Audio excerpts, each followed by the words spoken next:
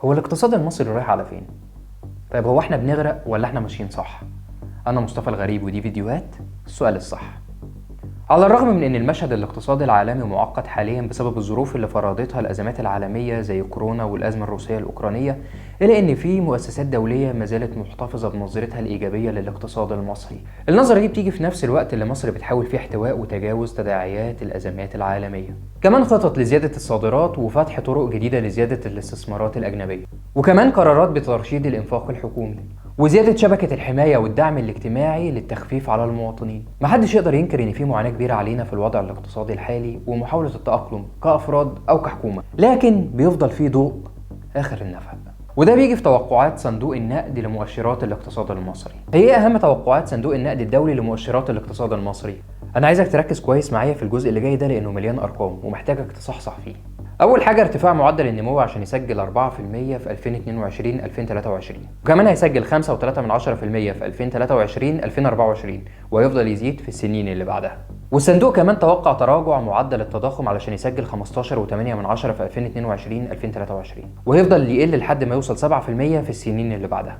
النقد الدولي كمان توقع تراجع الدين العام كنسبة من الناتج المحلي الإجمالي لحد ما يوصل ل 77.9% في 2026 2027. كمان توقع تراجع الدين الخارجي كنسبة من الناتج المحلي الإجمالي علشان يسجل 39.6% السنة دي ويفضل يقل لحد ما يوصل 28% في 2026 2027. هي ايه أهم توقعات صندوق النقد لصادرات مصر من السلع والخدمات؟ الصندوق توقع ارتفاع صادرات مصر من السلع والخدمات علشان توصل ل 76.4 مليار دولار في 2022 2023 وهتفضل تزيد لحد ما توصل ل 92.3 مليار دولار في 2026 2027.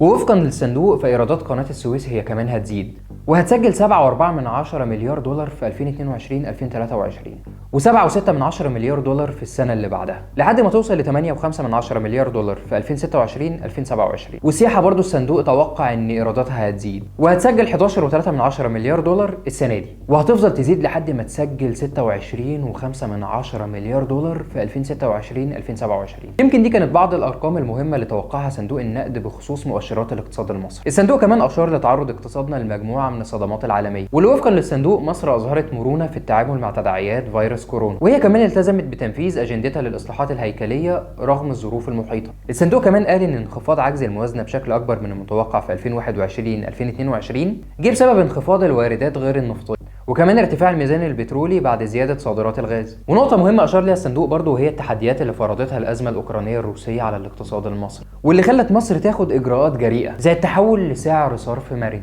وسياسة نقدية بتهدف لخفض التضخم تدريجيا. وتوقع ان مرونة سعر الصرف دي هتساعد على امتصاص الصدمات الخارجية. وبالمناسبة ده كلام الصندوق مش كلامي. الصندوق كمان ما اغفلش حزمة الحماية الاجتماعية اللي اقرتها مصر مع تزايد الضغوط الاقتصادية اللي اثرت على الاسر. وهنا السؤال الصح، تفتكروا هل الاجراءات اللي خدتها مصر دي كافية لمواجهة الازمة الاقتصادية؟ سلام.